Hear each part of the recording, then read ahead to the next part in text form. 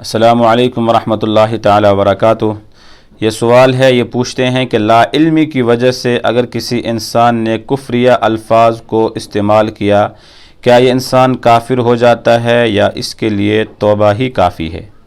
اگر ایک انسان نے ایسے الفاظ کو استعمال میں لایا کہ جن الفاظ کی وجہ سے ایک انسان اسلام سے خارج ہوتا ہے،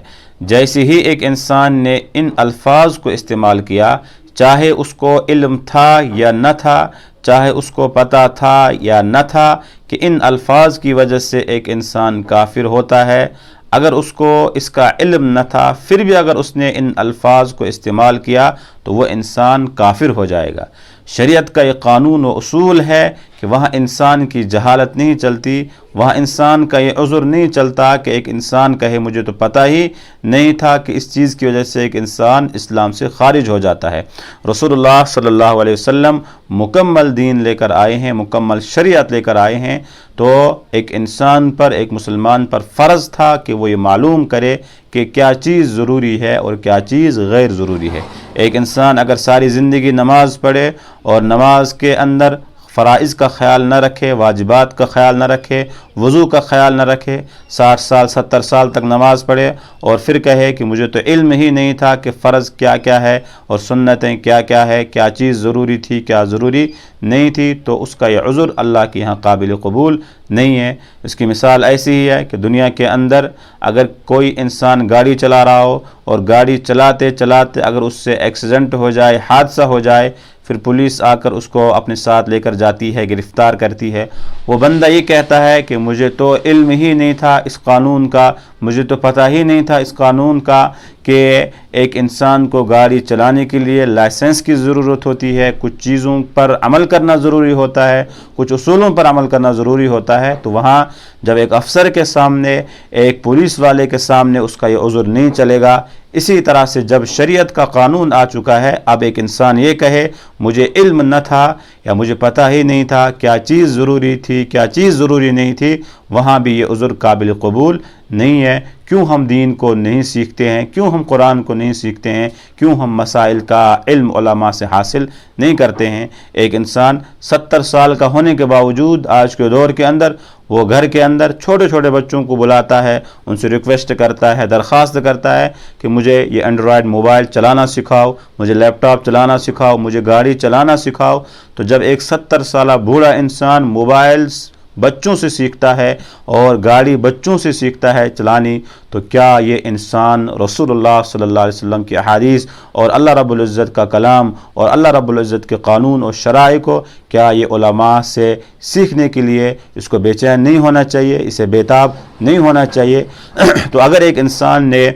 لا علمی میں، جہالت میں ایسے الفاظ کو استعمال کیا جن سے ایک انسان کافر ہوتا ہے، تو یہ انسان کافر ہو جائے گا۔ اگر اس نے نکاح کیا ہو تو اس کا نکاح بھی ٹوٹ جاتا ہے۔ مثال کے طور پر علماء نے مثال دے کر بتایا ہے کہ ایک انسان پر اگر کوئی مصیبت آئی اور مصیبت کے وقت اس نے اپنی زبان پر ایسے الفاظ لائے کہ مجھے تو ایسی مصیبت نے گھیرا ہے، اللہ کو کیا خبر ہے میری مصیبت کی کا، اور اللہ کو کیا فکر ہے میرے غموں کی، اللہ نے مجھے ان مصیبتوں میں ڈالا ہے۔ یہ وہ الفاظ ہیں جن کی کہنے کی وجہ سے ایک انسان کافر ہو جاتا ہے۔ یا کبھی کبھی لوگ آپس میں لڑتے ہیں، جھگڑتے ہیں، پھر ایک شخص کہتا ہے کہ میں تو اس وقت تک نہیں مانوں گا، یا یہ کہے میں تو بالکل ہی نہیں مانوں گا اگر تیری طرف سے اللہ بھی آ جائیں، اگر تیری طرف سے جبرائیل بھی آ جائیں، اگر تیرے طرف سے رسول اللہ صلی اللہ علیہ وسلم بھی آ جائیں۔ یہ الفاظ ہیں جو روزانہ لوگ بولا کرتے ہیں، ان الفاظ کی وجہ سے ایک انسان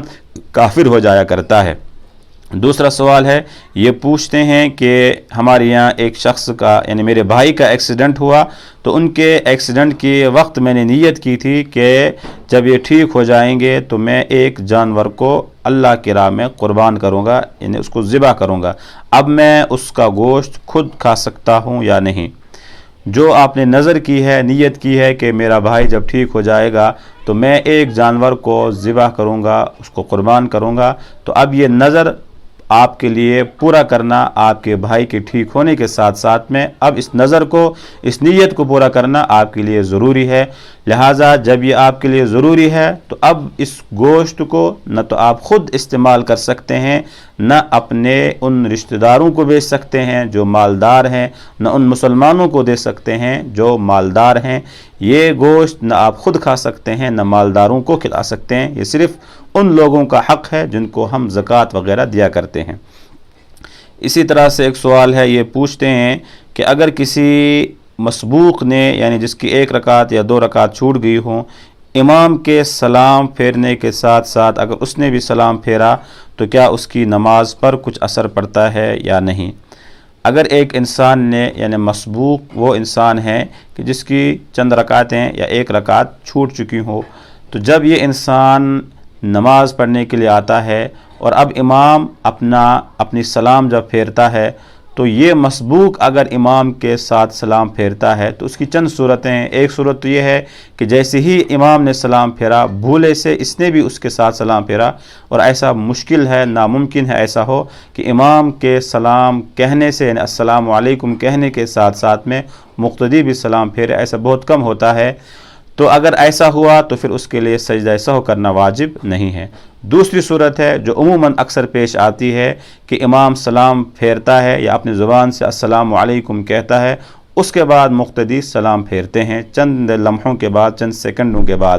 تو جیسے ہی اس مقتدی نے اب امام کے چند سیکنڈ کے بعد سلام پھیرا، اب اسے یاد آیا کہ میری تو 1 رکعت یا 2 رکعتیں چھوٹ چکی تھی، اب ایک طرف یا 2 طرف سلام پھیرنے کے بعد جب یہ کھڑا ہوگا تو اب جب آخر کے اندر اپنی نماز مکمل کرے گا تو اس کے لیے سجدہ سہو کرنا ضروری ہے۔ اسی طرح ایک انسان نے اگر دونوں طرف سلام پھیرا تھا اور دونوں طرف سلام پھیرنے کے بعد پاس میں کوئی اور شخص نماز پڑھ رہا تھا، اس نے اس کو کہا کہ آپ تو میرے ساتھ نماز پڑھ رہے تھے، میری بھی رکعت چھوٹ گئی تھی، آپ کی بھی چھوٹ گئی تھی، اب اس کے کہنے کی وجہ سے اب اگر یہ کھڑے ہو کر اپنی اس نماز کو مکمل کرتا ہے تو اب بھی اس کی نماز فاسد ہو جاتی ہے، کیونکہ اب اس نے ایک دوسرے شخص کے کہنے پر اپنی نماز کو مکمل کیا ہے تو اس کی نماز فاسد ہو جاتی ہے۔